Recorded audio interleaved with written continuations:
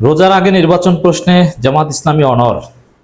জামাত ইসলামীর নেতা কর্মীরা হিসাব মিলাতে পারছেন না যে এতদিন যেটার বিরুদ্ধে লড়াই করলাম, যার বিরুদ্ধে সকাল সন্ধ্যা ওজিফার মতো জিকির করলাম, এখন আমাদের আমিরেই সেই কথা বলে দিলেন।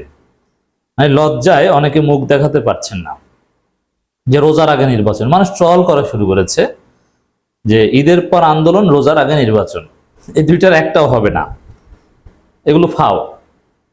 এখন কিছু প্রশ্ন আসছে। তো একটা হতে পারে যে চাপের মধ্যে, যেটা আমি ব্যাখ্যা দিয়েছি আগে, আমির জামাত বলে ফেলেছেন, কিন্তু জামাত ইসলামীর যে ডিসিশন মেকিং প্রসেস, নির্বাহী পরিষদে আলোচনা করে, কর্ম পরিষদে আলোচনা করে, মজলিসের সুরে আলোচনা করে একটা সিদ্ধান্ত নেবে, বিষয়টা মোটেই এরকম নয়। যদি প্রশ্ন করা হয় রোজার আগে নির্বাচন, এই বিষয়ে আপনারা কিভাবে ডিসিশন দিয়েছেন, মজলিসের সুরে আলোচনা করেছেন, কোনো উত্তর দিতে পারবে না। এটা বিদেশ থেকে চাপিয়ে দেওয়া সিদ্ধান্ত। এখন এই ধরনের ক্ষেত্রে যেটা হয় যে অনেক ক্ষেত্রে এগুলো থেকে পিছু হটা হয়।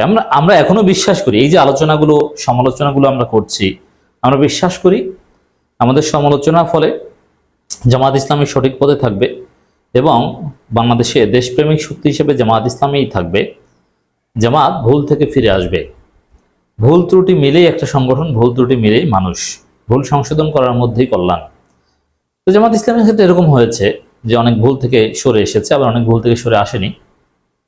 তো দর্শক দেখেন, এখানে যেহেতু এই রোজার আগে নির্বাচন, এটা জামাত ইসলামী কোনো প্রেস রিলিজ দিয়ে অথবা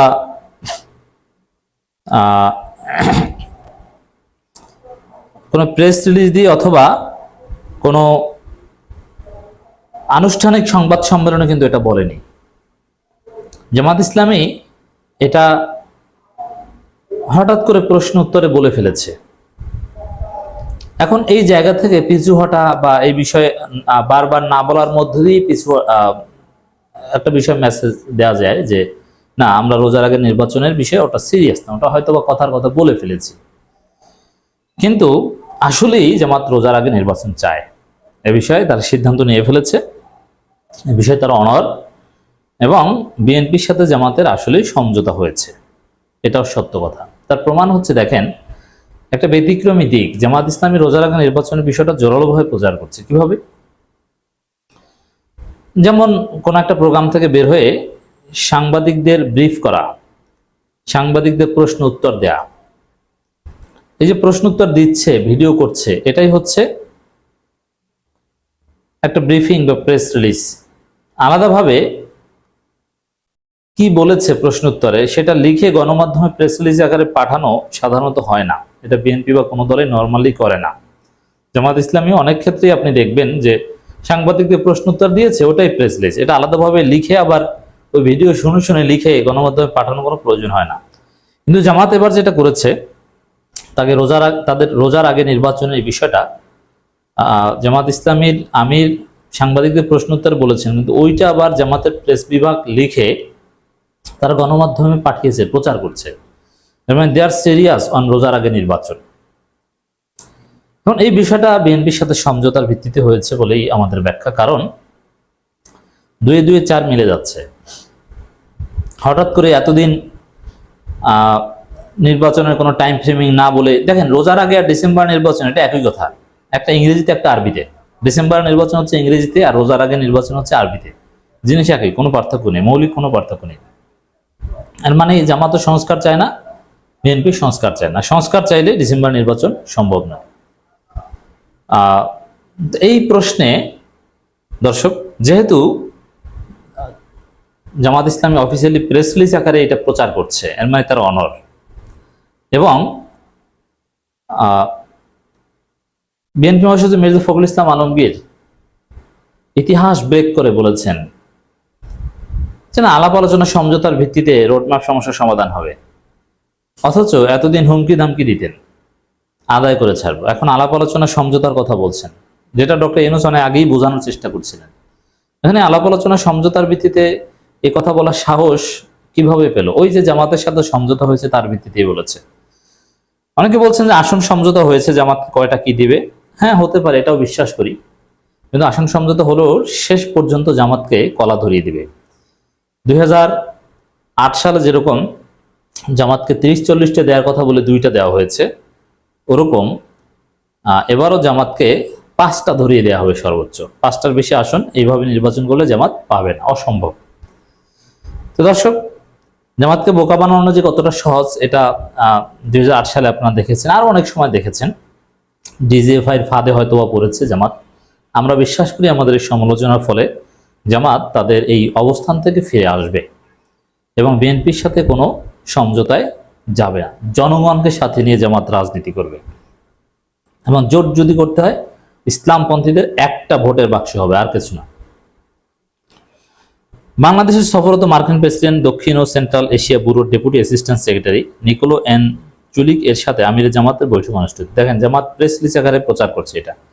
বাংলাদেশ জামাত ইসলাম আমির ডাক্তার শফিকুর রহমান 16 এপ্রিল বুধবার দুপুরে গুলশানের একটি বাসায় বাংলাদেশ সফররত মার্কিন প্রেসিডেন্ট ডোনাল্ড ট্রাম্পের দক্ষিণ ও সেন্ট্রাল এশিয়া ব্যুরোর deputy assistant secretary Nicole N Chulick এর সাথে এক বৈঠকে মিলিত হন। আমির জামাতের সাথে ছিলেন সেক্রেটারি জেনারেল অধ্যাপক মিয়া গোলাম পরওয়ার, মোবারক হোসেন, পররাষ্ট্র বিষয় উপদেষ্টা ডক্টর মাহমুদুল হাসান। বৈঠক শেষে সংক্ষিপ্ত ব্রিফিংয়ে আমিরে জামাত ডাক্তার শফিকুর রহমান বলেন, তাদের সাথে আমাদের খোলামেলা কথা হয়েছে। তারা বর্তমান বাংলাদেশের রাজনৈতিক অবস্থা জানতে চেয়েছেন। তারা আগামী ইলেকশন কখন হয়, কিভাবে হবে এটা জানতে চেয়েছেন। তারা আরও জানতে চেয়েছেন সবগুলো দল রিফর্ম চাচ্ছে, সেই রিফর্ম কেমন হতে পারে এবং আমরা কি চাচ্ছি। এর মানে জানতে চাচ্ছে অ্যাজিব যে তারা এসেছে বাংলাদেশের নির্বাচন নিয়ে কাজ করতে। ডোনাল্ড ট্রাম্পের প্রতিনিধি কেন, তাদের কি বাংলাদেশের নির্বাচনে তাদের এত মাথা কামানো কেন? আমরা যদি আগামীতে দেশের দায়িত্ব পাই তাহলে আমাদের ইকোনমিক পলিসি এবং ফরেন রিলেশনটা কেমন হবে এগুলো প্রশ্ন করতে পারে। তারা আমাদের রিজিওনাল বা আঞ্চলিক বিভিন্ন বিষয়গুলো জানতে চেয়েছেন এবং আমরা সমস্ত বিষয় নিয়ে তাদের সাথে খোলামেলা কথা বলেছি। তারা মাইনরিটি ইস্যু নিয়ে কথা বলেছেন, তারা উইমেন্সদের রাইটস নিয়ে কথা বলেছেন, তারা লেবার রাইটস নিয়ে কথা বলেছেন। আমরা তাদের এসব বিষয় নিয়ে কনভারসেশন করেছি তাদের সাথে। এর পাশাপাশি আমরা তাদেরকে অনুরোধ করেছি, আমাদের দেশ এখন ক্রিটিক্যাল জাংচারে আছে, একটা ক্রুশাল টাইম পাস করছে। এই সময় আমেরিকার পক্ষ থেকে 37% ট্যারিফ ধার্য করা হয়েছে। এটা যেন তারা পুনর্বিবেচনা করেন এবং আমাদের এই অনুরোধ যেন তারা প্রেসিডেন্ট ট্রাম্প প্রশাসনের নিকট পৌঁছে দেন। তিনি আরো বলেন, আমরা আমাদের দলের ভেতর গণতন্ত্র চর্চা করি এবং আমরা দেশেও গণতন্ত্র চর্চা দেখতে চাই। এজন্য আমাদের যা করণীয় তা আমরা করব। উদাহরণস্বরূপ আমরা বলেছি প্রত্যেকটা ক্রেডিবল ইলেকশনে আমরা অংশগ্রহণ করছি, কম হোক বেশি হোক। সংসদের ভেতরে সকল সংসদ সদস্য ছিলেন। At the same time election যখন বাংলাদেশ মৃতপ্রায় হয়েছে তখন এরশাদ সাহেবের সময় তখনকার জামাতের আমির অধ্যাপক গোলাম আজম সাহেব ইলেকশনের জীবন ফিরিয়ে দিয়েছিলেন কেয়ারটেকার সরকার ফর্মুলার প্রস্তাবনার মাধ্যমে, যেটা পরবর্তী বাংলাদেশের সংবিধান অন্তর্ভুক্ত হয়েছিল। কিন্তু দুঃখজনকভাবে আওয়ামী লীগ ক্ষমতা এসে দলীয় স্বার্থে এটাকে নির্বাসনে পাঠিয়ে দিয়েছিল। এখন আবার সারা জাতি এটা চাচ্ছে এবং আমরা আশা করি আবার সংবিধানে সন্নিবেশিত হবে। আমরা আগামী নির্বাচন ফেয়ার ভিত্তিতেই করতে চাই। ইতিমধ্যে আমরা তা বারবার বলেছি, আপনারা জানেন। কেন চাই তাও আপনারা জেনেছেন। তিনি বলেন, তারা জানতে চেয়েছেন কখন এই নির্বাচন অনুষ্ঠিত হতে পারে। আমরা বলেছি, সরকার প্রধান উপদেষ্টা বলেছেন এবছরের ডিসেম্বর অথবা আগামী বছরের জুনের মধ্যে নির্বাচন দিবেন। আমরা আশা করি ইলেকশনটা এ সময়ের মধ্যেই হবে, তবে আগামী রমজানের আগে ভালো হলে ভালো হয়। জুনের দিকে নির্বাচনে দিলে তখন বর্ষা, ঝড়, ঝাপটা সহ বিভিন্ন প্রাকৃতিক দুর্যোগ হতে পারে। ওরে বাবা, কি নির্বাচনের প্রতি প্রেম! ঝড় ঝাপটার আগেই সেরে ফেলেন। মানে জুনের দিকে নির্বাচনের ঝড় ঝাপটা, মানে এত সিরিয়াস না, এত অতি উৎসাহী। মানে ডক্টর ইউনূস সরকার বোঝে না যে জুনের দিকে ঝড় ঝাপটা। আর জামাতের আমির জীবনে জামানত রক্ষা যিনি করতে পারেননি, বা নির্বাচন যতবার করেছেন জামানত হারিয়েছেন, তিনি ঝড় ঝাপটা অতিক্রম করে আগে ভাগে নির্বাচন করতে চান। কি নির্বাচন প্রেম! দুঃখজনক এটা। তখন আবার ইলেকশনটা পিছিয়ে যাওয়ার আশঙ্কা দেখে। ইলেকশন কি, এটা মনে হয় রোজা নামাজ কাজা হয়ে গেলে সমস্যা, দেরি হয়ে গেলে। ঝড়ঝাপটা যেন পিছিয়ে না যায়, আগে ভাগে হয়ে যাক। কি সিরিয়াসনেস! মানে এই জামাতের পায়ে কুড়াল মারছেন এই লোক। আমরা এই জন্য চাচ্ছি ওই আশঙ্কার আগেই যাতে ইলেকশনটা হয়ে যায়, একদম ফরজ ইবাদতের মতো। মানে কিছুতেই যেন কাজা না হয়, টাইমলি যেন জামাতের সাথে হয়ে যায়। দেখেন, এইটা জামাতের প্রেস লিস্ট থেকে আমি পড়লাম। এর মানে কি, এটা কিন্তু জামাত বিতর্কের পর চাইলে স্কিপ করতে পারতো, কিন্তু না, জামাত এটা প্রচার করেছে।